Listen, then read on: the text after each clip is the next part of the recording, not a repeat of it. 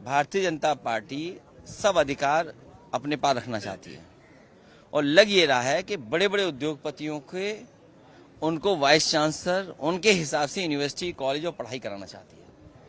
पिछड़े, दलित, आदिवासी उनके बच्चे कहाँ पढ़ने जाएंगे, उनको नौकरियां खाएं। आप अपॉइंटमेंट्स देखिए, अपॉइंटमेंट किसके हो रहे हैं, और जिनको अपॉइंटमेंट मिल जाता है वो अपॉइंटमेंट किसको दे रहे हैं, ये बड़ा सवाल है।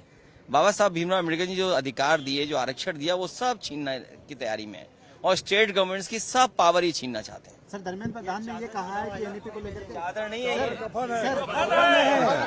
अगर इसको ही चादर कहोगे तो कफन को क्या कहोगे आप? चुनाव थोड़ा पीछे तो हो जाओ। कई लोकसभा के सांसद भी आए होंगे। थोड़ा पीछे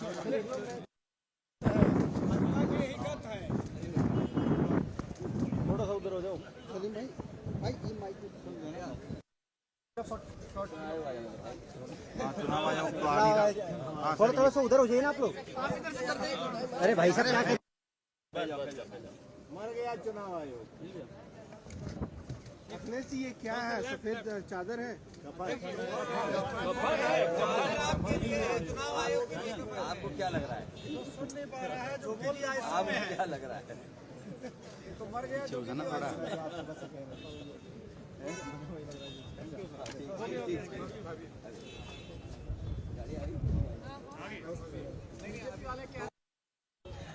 उनका ये क्या? देखिए, सभी बीजेपी के लोगों को जाकर के जो बेईमानी की है मिल्कीपुर में, फिर डुबकी लगानी पड़ेगी ना एक बार और जाकर के। अखिलेश जी, उनका ये कहना है कि वही चुनाव आयोग 6 महीने पहले तक ठीक था, 6 महीने बाद खराब हो गया। समाजवादी पार्टी ने इतनी शिकायतें की हैं और मैंने वो अधिकारियों की लिस्ट भी पढ़ी थी। आपको कहो तो फिर पढ़ दूं मैं?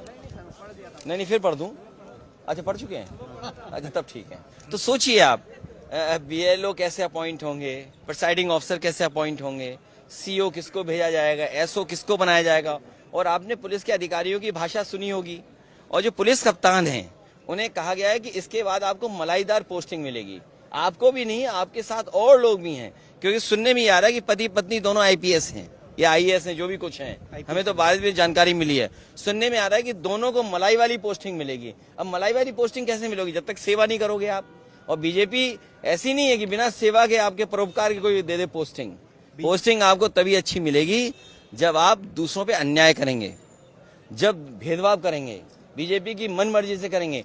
आप में से कई चैनलों के पास वो रिकॉर्डिंग होगी जिसमें उद विधानसभा के बाहर के कार्यकर्ता कई सौ, 10, 15, 20 होते तो चले एक बात को आ गए, लेकिन 1000 से ज्यादा आसपास के जिलों के किसी ये मंत्री के कहने से आए, किसी एक मंत्री के कहने से आए, दूसरे मंत्री के से आए, तीसरे मंत्री के कहने से आए। और जब वो पकड़ा गया कार्यकर्ता, तो बताओ वो मंत्री को फोन मिला रहा था कि नहीं मिला रहा था? वो मंत्री कौन था?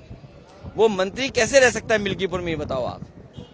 तो चुनाव आयोग कहाँ है बताओ आप? चुनाव आयोग को ये तो देखना चाहिए ना कि मंत्री को फोन मिला रहा है, और पुलिस अधिकारी ने खुद सुना, खुद बात की। वो आप भी जानते हैं। बीजेपी कह रही है कि जो लिस्ट आप दिखा रहे, अरे जो लिस्ट आप दिखा रहे हैं वो ये काम हमारा सपा कार्यालय में चिपका दिया गया है। किस चीज की लिस्ट चिपका दी गई? अधिकारियों की आप जो लिस्ट बता रहे हैं। नहीं, सपा कार्यालय में क्या चिपकाने से, ये तो हमें जानकारी में मिला कि कौन अधिकारी किसका है, किस अधिकारी का किससे रिश्ता है। जो मंत्री हैं, कृषि मंत्री, उनके संपर्क में वो सीओ पुराना था तो हमीरपुर से लाया गया। एक बीजेपी के नेता हैं, उनका वो रिश्तेदार है, उसको लाया गया। जब आपने एक जिला पंचायत सदस्य को गाली गलौज दी और मारने की धमकी दी, जब उसने उसका ऑडियो वायरल किया, उसके बाद गांव में घेर करके उसको दोबारा मारा उस कार्यकर्ता को, वो भी रिकॉर्डिंग हमारे पास, और जिससे रिकॉर्डिंग वो आएगी फिर हम जारी करेंगे वो रिकॉर्डिंग। और उसके बाद सुनने में आएगी पुलिस कप्तान ने उसे छुट्टी पे भेज दिया। क्या पुलिस कप्तान गाली दिलवा सकता है किसी को? क्या गाली दी गई है सोचिए आप। अरे भाई, हम लोग कितनी बार के एमपी हैं या कितनी दिनों से राजनीति में हैं?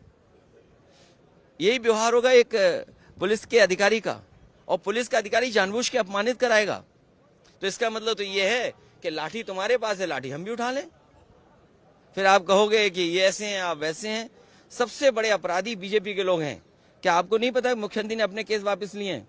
आज तक उत्तर प्रदेश के इतिहास में आप उठा करके देख लो, किसी भी मुख्यमंत्री पर इतनी गंभीर धाराएं हुई हों, और मुख्यमंत्री ने अपने मुकदमे वापस लिए हों। अखिलेश जी, बीजेपी के नेता ये कह रहे हैं कि मिल्कीपुर का हार दिख रहा है, इसलिए इस तरह देखिए, सवाल हार जीत का नहीं है, सवाल हार जीत का नहीं है। आपके ही प्रेस के साथियों ने तमाम वो वीडियो रिकॉर्ड किए हैं। कोई 6 वोट डाल के आ रहा है, कोई प्रिसाइडिंग ऑफिसर को टारगेट था कि इतने वोट डालने हैं। प्रिसाइडिंग ऑफिसर कौन होगा, शिक्षा विभाग का कौन अधिकारी देखेगा? आप अगर ऑर्डर करना था पोस्टिंग का तो इकट्ठा भी कर सकते थे।